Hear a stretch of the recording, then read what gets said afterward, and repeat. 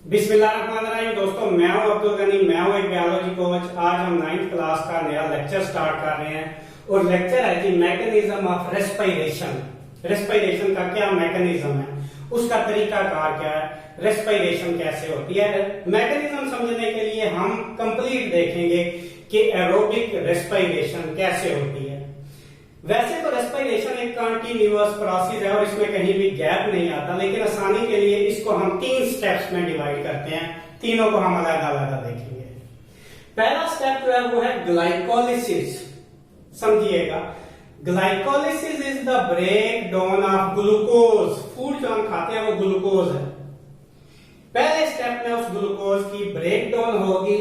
Glucose में 6 carbon मौजूद होते हैं। 6 कार्बन एटम वाला ये एक मॉलिक्यूल है। ये टूट जाएगा 2 मॉलिक्यूल्स ऑफ पाइरोविक एसिड। ये 3 कार्बन वाला एक कंपाउंड है। ये हो गई जी glycolysis, break down of glucose into 2 molecules of pyruvic acid. ये पहला स्टेप है। अब इसमें 2 चीजें याद रखना जरूरी है। किस जगह पे ये होता है? It takes place in the cytoplasm. Cell का जो साइटोप्लाज्म है वो इसकी लोकेशन है इस केमिकल रिएक्शन की। और दूसरे नंबर पे आप ये देखें, इसमें कहीं ऑक्सीजन यूटिलाइज नहीं हो रही, हालांकि रेस्पिरेशन है। पहला स्टेप जो ग्लाइकोलिसिस है वो बगैर ऑक्सीजन के होता है। 2 चीजें मैंने आपको बताई।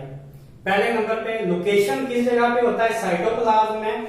और दूसरे नंबर पे मैंने आपको ये बताया कि ये विदाउट ऑक्सीजन होता है। फिर ये दोनों में चाहे एरोबिक रेस्पिरेशन हो या एनारोबिक रेस्पिरेशन हो, दोनों में पहला जो स्टेप है ग्लाइकोलिसिस वो सेम है, उसमें ऑक्सीजन की कोई जरूरत नहीं है। वो एनारोबिक रेस्पिरेशन में भी होगा और एरोबिक रेस्पिरेशन में भी होगा। और इसके साथ क्या बनेगा? पाइरोविक एसिड के साथ बनेगा ATP एंड NADH। ये प्रोडक्ट भी बनेंगे, ये भी हाई एनर्जी कंपाउंड है। और इसके साथ जो चीजें यूटिलाइज होगी, ADP यूज होता है, NAD पॉजिटिव यूज होता है।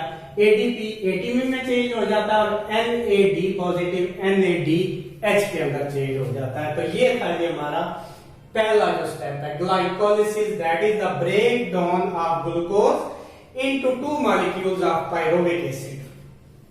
दूसरा स्टेप है क्रेब्स साइकिल। यही पाइरोविक एसिड आगे क्रेब्स साइकिल में एंटर होने से पहले एसिटाइल को एंजाइम में चेंज हो जाता है। क्रेब्स साइकिल में बाद में एंटर होगा। एसिटाइल को एंजाइम क्या है? ये 2 कार्बन कंपाउंड है। पाइरोविक एसिड 2 कार्बन कंपाउंड में चेंज हो गया, that is acetyl co enzyme. Acetyl co enzyme जो है अगले जो स्टेप है क्रेब्स साइकिल उसमें हिस्सा लेता है। अब होता क्या है? एसिटाइल को एंजाइम यहाँ पे मुकम्मल ऑक्सीडेशन हो जाएगी। ये कार्बन डाइऑक्साइड यहाँ से देखे अलग हो गया। फूड की, ग्लूकोज की मुकम्मल ऑक्सीडेशन हो गई और बाकी क्या बना? ATP जो एनर्जी है, NADH एंड FADH2 ये हमारे प्रोडक्ट्स बने। और यहाँ पे वो चीजें जो यूज हुई, ADP, FAD, NAD। ADP change हो गया ATP के अंदर, FADH के अंदर और NAD पॉजिटिव FADH2 के अंदर। ये है जी Krebs cycle. In Krebs cycle complete oxidation takes place, carbon dioxide is removed and ATP is formed along with NADH and FADH2. This is the Krebs cycle. तीसरे number पे देखते हैं electron transport chain. ये दोनों NADH, FADH2 जो के Krebs cycle के दौरान बने थे। नेक्स्ट स्टेप में आ जाते हैं इलेक्ट्रॉन ट्रांसपोर्ट चेन में। अब इलेक्ट्रॉन ट्रांसपोर्ट में दोनों के साथ क्या होगा? H पॉजिटिव यहां से हाइड्रोजन आयन अलग हो जाएंगे, NAD और H पॉजिटिव अलग हो गया, FAD और 2H पॉजिटिव यहां से भी अलग हो गए। अब ये H पॉजिटिव जो है ये AO2 के साथ मिलकर क्या बनाते हैं? H2O और साथ ही इलेक्ट्रॉन निकलते हैं यहां से। H पॉजिटिव जो बना, साथ ही एक इलेक्ट्रॉन जो है वो रिलीज हुआ यहां से। जो इलेक्ट्रॉन निकलते हैं वो इलेक्ट्रॉन ट्रांसपोर्ट से गुजरते हैं। जब इलेक्ट्रॉन ट्रांसपोर्ट से गुजरेंगे तो ATP रिलीज करेंगे और उसके साथ जो हमारे पास प्रोडक्ट बनेगा NAD positive and FAD positive. तो ये था जी इलेक्ट्रॉन ट्रांसपोर्ट चेन। अब इलेक्ट्रॉन ट्रांसपोर्ट चेन में क्या हुआ एक बार फिर बताता हूं।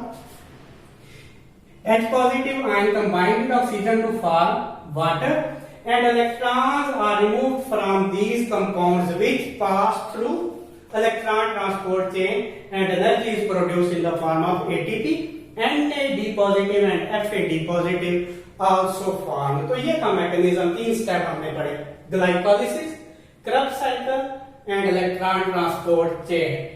तो ये सारा है मैकेनिज्म ऑफ रेस्पिरेशन। बाकी हम देखेंगे नेक्स्ट लेक्चर में। आज के लिए इतना ही। Thank you very much.